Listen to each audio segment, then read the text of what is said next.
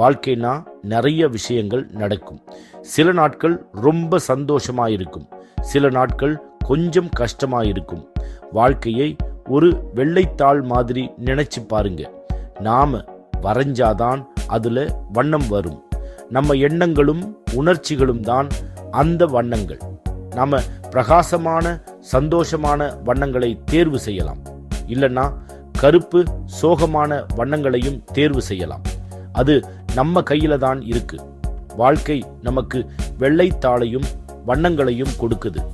நாம தான் நம்ம வாழ்க்கையோட ஓவியர்கள். நீங்க என்ன மாதிரியான ஓவியம் வரைய போறீங்க? 2 பேரை நினைச்சு பாருங்க. ஒருத்தர் படகுல கடல்ல தொலைஞ்சு போயிட்டாரு. அவருக்கு ரொம்ப பயமா களைப்பாவும் இருக்கு. அப்போ தூரத்துல ஒரு தீவு தெரியுது. அவருக்கு ரொம்ப சந்தோஷம். நிலம், கடல். 2வது நபர் அந்த தீவுல தான் இருக்காரு. அங்க நிறைய நாளா மாட்டிக்கிட்டு இருக்காரு. அவருக்கு ரொம்ப தனிமையா இருக்கு. வீட்டுக்கு போகணும்னு ஆசைப்படுறாரு. திடீர்னு ஒரு படகு தெரியுது. அவருக்கு ரொம்ப சந்தோஷம், நம்பிக்கை வருது. காப்பாத்த போறாங்க. இது ஒரே சூழ்நிலை தான், ஆனா 2 விதமான பார்வைகள். ஒரே நிகழ்வு, 2 விதமான உணர்வுகள். வாழ்க்கை அப்படித்தான். நாம எப்படி பார்க்கிறோம்ங்கிறதுல தான் எல்லாமே இருக்கு. மைக்கேல் சிங்கர் த சரண்டர் எக்ஸ்பெரிமெண்ட்னு ஒரு புத்தகம் எழுதினாரு. வாழ்க்கையில எல்லாத்தையும் ஏத்துக்கிட்டா வாழ்க்கை நல்லா இருக்கும்னு சொல்றாரு. எல்லாத்தையும் ஏத்துக்கிறதுன்னா என்ன?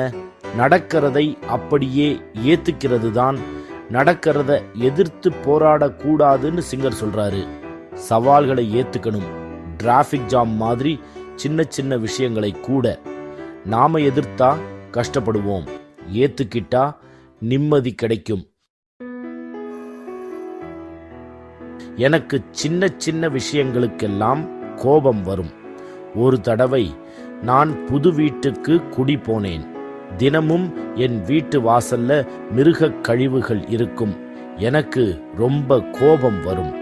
அப்போ சிங்கர் சொன்ன வார்த்தைகள் ஞாபகம் வந்தது. நானும் எல்லாத்தையும் ஏத்துக்கிடலாம்னு முடிவு பண்ணேன். கோபப்படுறதுக்கு பதிலா அந்த மிருகங்களுக்காக பிரார்த்தனை பண்ணேன். அவங்களுக்கு அன்பு அனுப்பினேன். என்ன ஆச்சு தெரியுமா? அந்த பிரச்சனையே நின்னு போச்சு. நான் என்னோட பார்வையை மாத்தினப்போ என்னோட அனுபவமும் மாறிடுச்சு. 5வது பகுதி, இப்போ இருக்கிற நேரம்தான் முக்கியம். கடந்த காலத்தை பத்தி கவலைப்படாதீங்கன்னு சிங்கர் சொல்றாரு. அது போயிடுச்சு. வருங்காலத்தை பத்தியும் கவலைப்படாதீங்க, அது இன்னும் வரல. நம்ம கிட்ட இருக்கிறது இப்போ இருக்கிற நேரம் மட்டும்தான். இப்போ இருக்கிற நேரத்துல கவனம் செலுத்தினா நிம்மதி கிடைக்கும். சின்ன சின்ன விஷயங்களை ரசிக்கலாம். சாப்பாட்டோட சுவையை, சூரியனோட வெப்பத்தை, நேசிக்கிறவங்களோட புன்னகையை. விட்டு கொடுக்கிறதுனா நம்ம கனவுகளை விட்டுடுறதுன்னு அர்த்தம் இல்லை. நாம இலக்குகளை நிர்ணயிக்கலாம். ஆனா நிர்ணயிச்ச பிறகு அதோட பலனை பத்தி கவலைப்படக்கூடாது. பிரபஞ்சம் ஒரு திட்டத்தை வச்சிருக்குன்னு நம்புங்க. சில நேரங்கள்ல நம்ம நினைச்சதை விட ரொம்ப நல்லதை பிரபஞ்சம் நமக்கு கொடுக்கும். நாம கற்பனை கூட பண்ணாததை. ஆனா நம்ம மனசு திறந்த மனசா இருக்கணும். நம்ம பயணத்தை பிரபஞ்சத்திடம் விட்டு கொடுக்கணும். நன்றியுணர்வு ஒரு சக்தி வாய்ந்த கருவி. நம்ம கிட்ட இருக்கிறதுக்கு நன்றி சொன்னா நம்ம வாழ்க்கையில நல்லதை பார்ப்போம். நல்ல விஷயங்கள்ல கவனம் செலுத்துவோம். அது நம்மளை சந்தோஷப்படுத்தும். தினமும் காலையில 3 விஷயங்களுக்கு நன்றி சொல்லுங்க. எது வேணாலும் இருக்கலாம். உங்க குடும்பம், உங்க உடல் நலம், ஒரு வெயில் நாள். நன்றி உணர்வுல கவனம் செலுத்தினா நம்ம பார்வை மாறும். தினசரி வாழ்க்கையில இருக்கிற அழகை பார்க்க அது உதவும். ஒரு பயனுள்ள பயிற்சி. ஒவ்வொரு இரவும் உங்கள் கவலைகளை ஒரு காகிதத்தில் எழுதுங்க. அப்புறம் ஒவ்வொன்றா அழிங்க.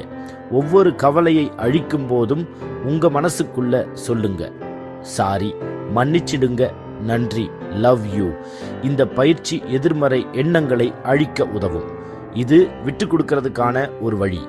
இது நம்மளை அன்பாலையும் மன்னிப்புணர்வாலையும் நிரப்பும். ஒரு வாரம் இதை செஞ்சு பாருங்க, எப்படி இருக்குன்னு பாருங்க.